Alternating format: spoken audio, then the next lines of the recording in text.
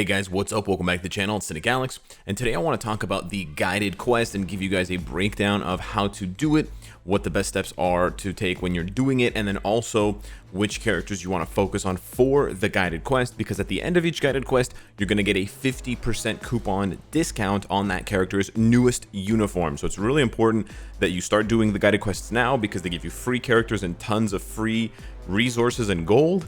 And then also you want to do the right ones in the right order depending on which uniforms you want to get. Keep in mind these uniform discounts do not stack with any existing uniform discounts, so waiting until the next uniform sale to use or to start a guided quest thinking that you can get a 50% plus a 40% discount and get a 90% discount is not going to work. Also, you want to start doing them now because you can do 10 of them, so you got a lot of work to do if you don't have any of these characters maxed out. And so here we go. So I don't actually have the ability to do the guided quest on my account because I have every single character that is available on the list, tier 2 or tier 3. So keep in mind, if you're hoping to do the guided quest for Vision or Ghost Rider or Blade, but you already have that character tier 2, you just won't have it available to you. It just won't appear. So you actually go over here to the top right where there's that little exclamation mark with the circle in it, and you can see that mine does not have anything there. It's got the Wong Shield Academy, it's got my regular daily quests, and it's got the dispatch mission notification that some of my supplies are fully stocked, but it doesn't have anything for the guided quest, the guided missions. So I'm going to go ahead and show you guys what this looks like on another account. Shout out to Jess Rainbow who recorded this for us.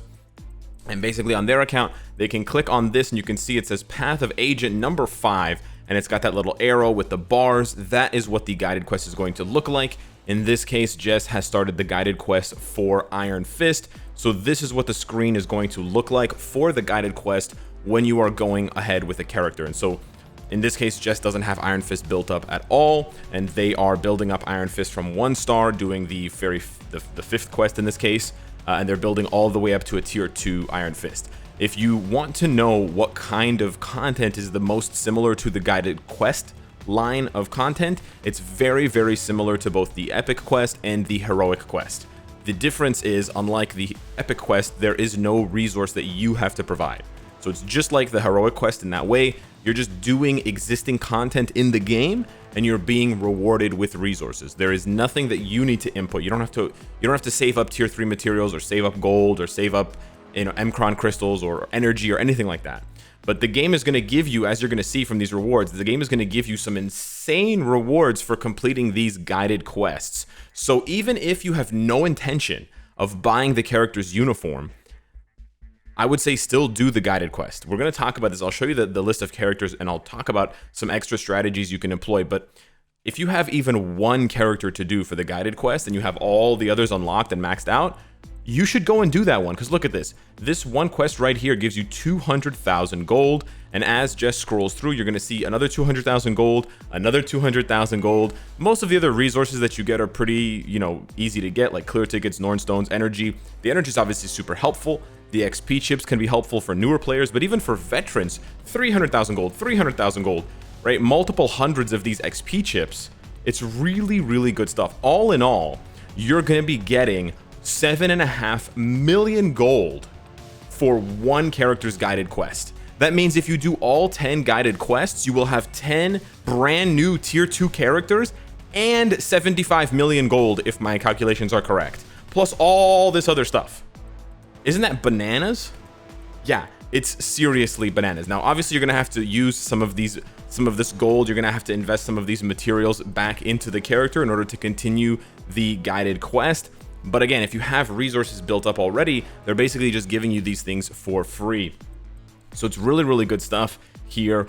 And we're just gonna see through to the end. You just basically advance to tier 2 with Iron Fist. You can obviously do this. So in some cases, you won't even need to spend resources at all, right? Because they give you resources here like 500 Chaos Norn Stones, and they might assume that you're gonna use those Chaos Norn Stones to tier 2 Iron Fist, but they give you a tier 2 ticket every month. So you can use that free tier 2 ticket, and then you can just collect these rewards for free.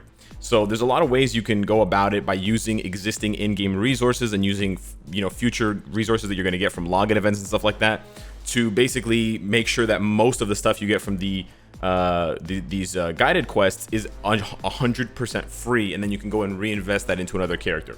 So it's really important to do these guided quests, and it's really easy and it's really good as far as the rewards go, and a lot of these characters are really good as well. So let's take a look at the list now. These are the characters they posted on the patch notes.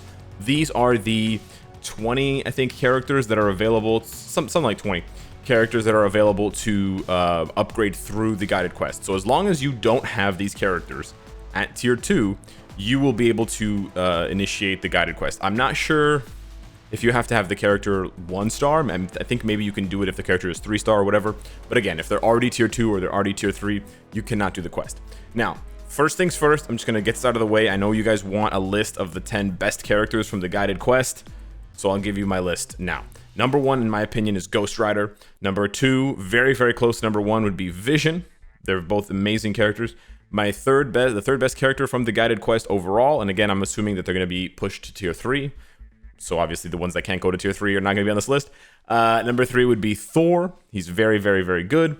Number 4 would be Black Bolt. Number 5 would be Iron Fist. Number 6 would be Venom. Number 7 would be... Oh, you know what? I made a mistake. Number 1 would be Ghost Rider. Number 2 would be Vision. Number 3 would be Thor. Number 4 would be Loki. Number 5 would be Black Bolt. Number 6 would be Iron Fist. Number 7 would be Venom. Number 8 would be Daredevil. Number 9 would be Hulk. And then number 10 is, there's a lot of decent options, but there's no amazing options. So number 10, you could say Dr. Octopus, you could say Blade, you could say Miles Morales, but yeah. Again, there's no wrong answer here. You can choose any 10 characters that you want. I would just choose those 9 first if you don't already have them. Of course, if you already have those 9, then go ahead and do Ronin, Shuri, Rocket, etc. The only 2 characters that I would say don't bother buying their uniform, even if you finish the quest for them, is Spider-Man and Falcon.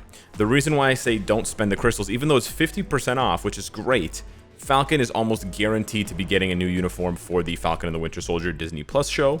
And then Spider-Man is pretty much guaranteed to get a uniform in like 6 months for his movie, No Way Home.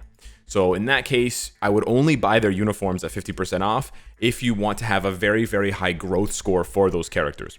Because nowadays, the growth score for a character, which is like the character's overall rank, is calculated based on, you know, all of the gear, all of the equipment, but also how many of their uniforms you have at Mythic. So if you want to have like the rank 1 Falcon, or you want to compete for rank 50 Spider-Man, you're going to need all of Spider-Man's uniforms, including that one if you don't already have it. And then you're going to have to get them all to Mythic as well. So in that case, I would say get it. Otherwise, I would say skip it. And those 9 are the ones to focus on. Now, I did put Hulk and Daredevil much lower on the list because they're basically mostly PvP characters. So I highlighted the majority of PvE characters, and I didn't highlight Wasp at all, even though she's still a decent pick for some PvP teams. Again, because most of the gameplay in Marvel Future Fight is PvE based. But like I was saying, even if you have no plans, right? Let's say you have all those characters, but you haven't bothered tier 2ing Yondu or Dr. Octopus or Ant-Man or Rocket. Go ahead and do the guided quests. Do the guided quest for those characters. You don't have to buy the uniform. The uniform is the very last thing you get at the end of the guided quest anyways. And in the meantime, you get all of those resources for free just by ranking up the character normally anyways.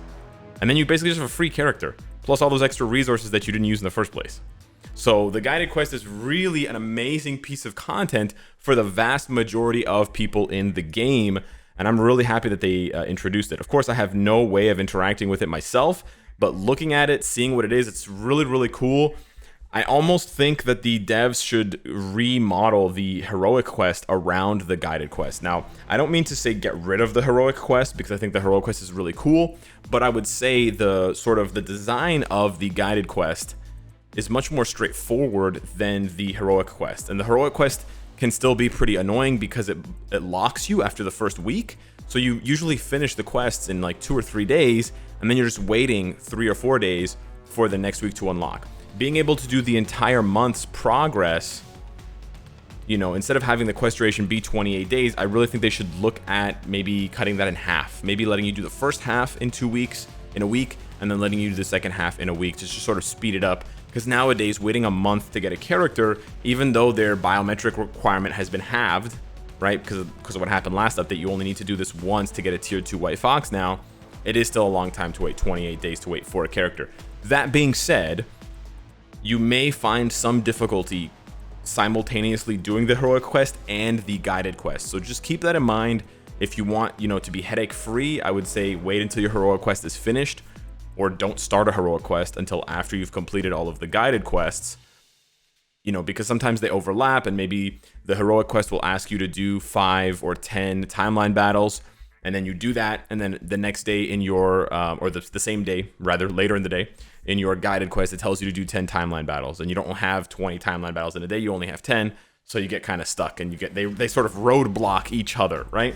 Because they don't necessarily line up in what they need to do in order to advance. So yeah, that's just a thought there, just to sort of make it easier for you in case you have one or the other running. But I strongly recommend jumping into the guided quest. There's no reason to wait. It's fantastic, it's easy, and the rewards are amazing, and the characters they've chosen are amazing too. I'm super impressed with the list of characters. There are a couple of duds there, but they definitely could have put a lot more duds in there. And the fact that they chose so many recent uniforms, like from this year, right? Thor is from this year, Loki is from this year, Daredevil's from a couple of months ago, Iron Fist is from a couple of months ago, Vision is from like a week ago, 2 weeks ago. So there's so many recent uniforms here and recent amazing transformations that it's really, really good for new and returning players to catch up on the game. So yeah, big thumbs up for the devs on guided missions. They absolutely knocked it out of the park with this one. This is the sort of content that I really love. And it's funny because last year, around this time, around like March, April, they were making changes to the like the intro quest and the tutorial. And I remember I made a video saying, this new tutorial is really cool, but who does it really help? And I was sort of ragging on it, and it was all negative. And I realize now that, I knew back then that the tutorial was to help new players, but at the time, my opinion was you're not going to be getting new players coming to the game if the existing players aren't already happy, right? You have to make the existing players happy in order for them to encourage their friends and encourage people online that they don't know, hey, go try Marvel Future Fight. This game's really dope, right? And I think that's what they're doing this year. They've done such a good job of hyping up the game and making the game super fun and super amazing for the existing players that now we can do the work of bringing in new players, and then stuff like this, or existing players that took a break, and now stuff like this will have so much more impact on keeping these players occupied, giving them new stuff for free, and getting them more hype about the game, because then they can accelerate their acquisition of all these characters, and then they'll have so many more things to play with in the game rather than waiting for 1 or 2 uniforms per month because of the cost. So yeah, really excited about this. Really happy to see them continuing to work on the game from all points of view, right? Not just from the veteran point of view. That's important, 100%, but it's also important for them to continue doing stuff like this for new and returning players. So yeah, again, MFF devs batting 10 out of 10, batting 1,000. They really are. It's 100% facts. So yeah, hit me up in the comments down below. Sheesh. And I'll see you in the next one. Take care.